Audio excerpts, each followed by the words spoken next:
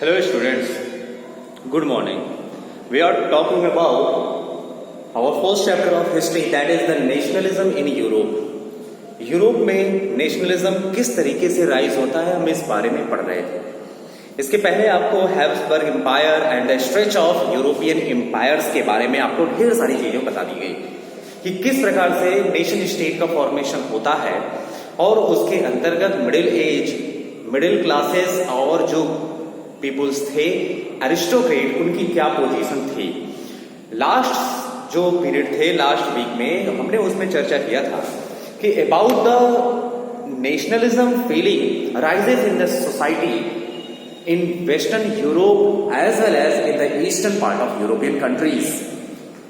आपने ये देखा था कि नेपोलियन बोनापार्ट के आने के पहले जो सबसे मोस्ट इंपॉर्टेंट, पूरे वर्ल्ड की मोस्ट इंपॉर्टेंट जो इवेंट घटना घटी, that was the French revolution. वो फ्रांस की क्रांति था 1789, यानी जुलाई 1789 में एक घटना घटती है जिसको हम फ्रांस की क्रांति यानी फ्रेंच रिवॉल्यूशन के नाम से जानते हैं।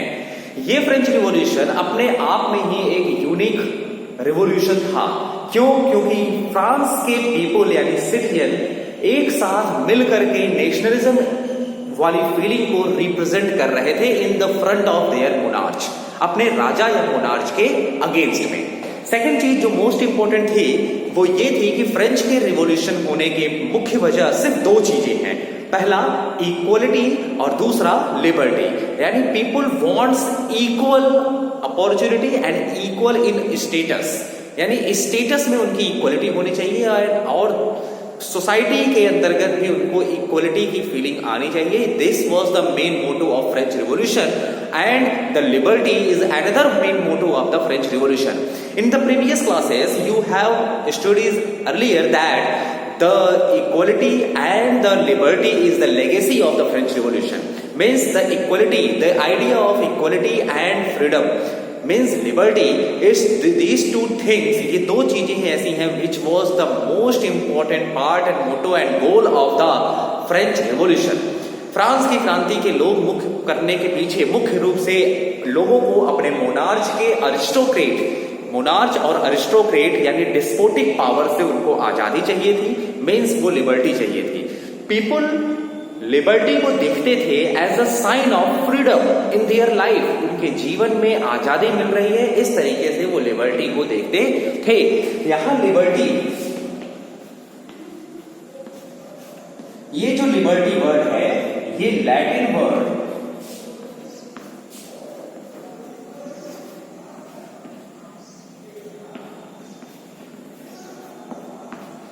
लिबर से मिलके बनता है, यानी लिबर्टी का जो शब्द है वो लैटिन वर्ड लिबर का मिलके बनता है। अब आपको मैं ये बता दूं कि ये जो लैटिन वर्ड लैंग्वेज है ये यूरोप के मीन्स रोम और वेस्टर्न साइड के प्रोविंसेस में, यूरोप के प्रोविंसेस में वो बहुत ज्यादा पॉपुलर थी from ancient time, from since 3rd century AD, यानी 3rd सेंचुरी इरा से ये लैंग्वेज काफी ज्यादा पॉपुलर थी। जो इस वजह से यूरोप के मैक्सिमम जो वर्ड है, इंग्लिश के वर्ड है, वो हमको पता चलता है वो लैटिन या ग्रीक लैंग्वेज से ही क्या किए गए हैं, लिए गए हैं।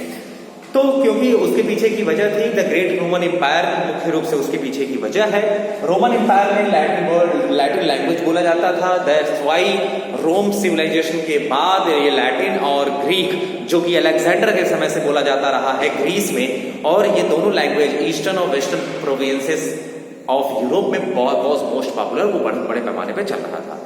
तो मैं आपको बता रहा था कि एक लिबर वर्ड है लैटिन का जिससे लिबर्टी क्या होता है, बनता है।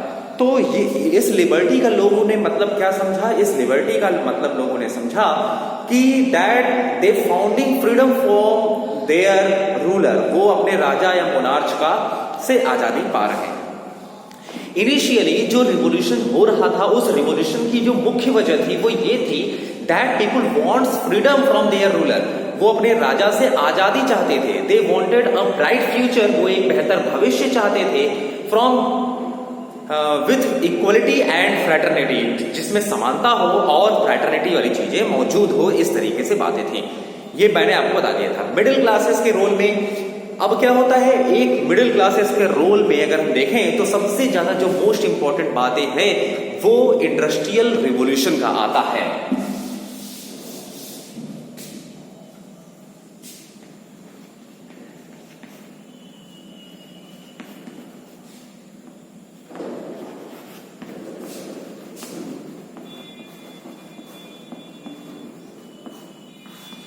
देखिए अभी तक मैं बता रहा था कि आपको फ्रेंच रिवॉल्यूशन, लेकिन अब यहां बात हो रही है किस चीज की, इंडस्ट्रियल रिवॉल्यूशन की।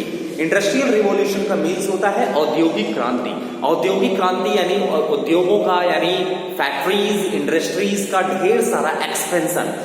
तो ये रिवॉल्यूशन सबसे पहले और सबसे स्टार्टिंग में अगर कहीं होता है तो इन द 18th सेंचुरी, या हम यूं कह लें mid part of 18th century के बाद होता है, यानी मिड पार्ट ऑफ यानी 1750s के बाद कहां पर होता है, इंग्लैंड में होता है। तो इंडस्ट्रियल रिवॉल्यूशन सबसे पहले begin in England in late 18th century, यानी 1750 के बाद, मिड 18th सेंचुरी के बाद से क्या होता है, स्टार्ट होता है। लेकिन तो सबसे पहले इंडस्ट्रीज, फैक्ट्रीज, जहां तक निगाह जाती थी लोगों की ढेर सारी क्या होती थी, इंडस्ट्री पे इंडस्ट्री खड़ी होती थी, केवल उनकी चिमनियां दिखाई पड़ती थी जिसमें से बहुत ज्यादा जहरीला धुआं निकलता दिखाई पड़ रहा था।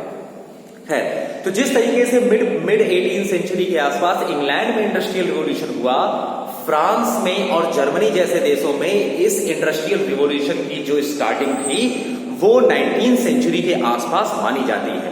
यानी पहले इंग्लैंड में हुआ, उसके बाद फ्रांस और जर्मनी जैसे देशों के अंतर्गत इंडस्ट्रियल रिवॉल्यूशन देखने को मिलता है।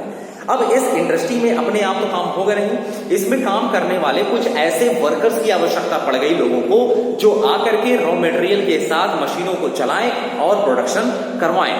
तो इसलिए इसमें एक ऐसे नए सेक्शन सोसाइटी का सामने आता है जो इंडस्ट्रियल रिवॉल्यूशन में बहुत ज्यादा अपना श्रम यानी मेहनत, अपना वर्क किया। ये कौन थे, कौन से लोग थे, ये वर्कर्स थे। ये वर्कर्स का ग्रुप था।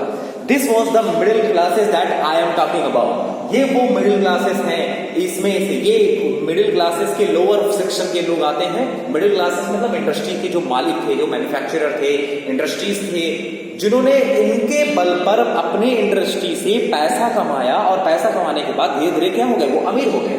तो वो हम उनकी बात कर रहे हैं, वो एक्चुअली मिडिल क्लासेस थे। ये मिडिल क्लासेस का सबसे लोअर वर्ग था, ये मजदूर था। ठीक है, ये इनको ये मिडिल क्लास कहना भी नहीं चाहिए, ये एक एज अ निम्न लोअर सेक्शन ऑफ सोसाइटी थे जो एग्रीकल्चर करके परेशान हो गए। वो अब शहरों में आकर के बसने लगे। किस लिए? क्योंकि शहरों में इंडस्ट्रीज थी, उनको काम मिल जाएगा, कम से कम उनकी रोजी रोटी और 2 वक्त का खाना तो अच्छे तरीके से चलेगा। लेकिन वर्कर्स की कंडीशन वर वेरी पुअर, उनकी बहुत स्थिति मिजरेबल थी। उनको न तो अच्छे तरीके से उनकी पूरी वेजेस का मजदूरी मिलता था, पूरी वेजेस भी नहीं मिलती थी। एंड अनदर थिंग, उनके रहने की स्थिति भी बहुत ज्यादा हाइजीन तरीके की नहीं थी। वो शिफ्ट वाइज जो रहने के प्लेसेस थे, हॉल जहां पे मजदूरों को रुकना पड़ता था, रात सोते थे, वहां पे शिफ्ट वाइज मजदूर क्या करते थे, सोते थे। ये वो दौर था इंडस्ट्री यूरोप में जहां इंडस्ट्रीज तेजी से बढ़ रही थी और प्रोडक्शन जो था वो इतनी तेजी से बढ़ रहा था जिसके वजह से मार्केट में मशीन मेड गुड्स का भरमार आ गया। बहुत ज्यादा क्वांटिटी में वो क्या हो गए, चले आए।